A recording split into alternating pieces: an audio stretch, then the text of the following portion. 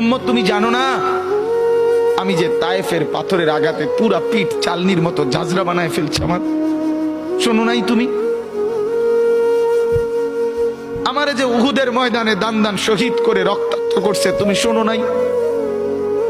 আমি যে 14 দিন পেটে ক্ষুধার তাড়নায় পাথর বাঁধছিলাম, উম্মত তোমার মনে নাই?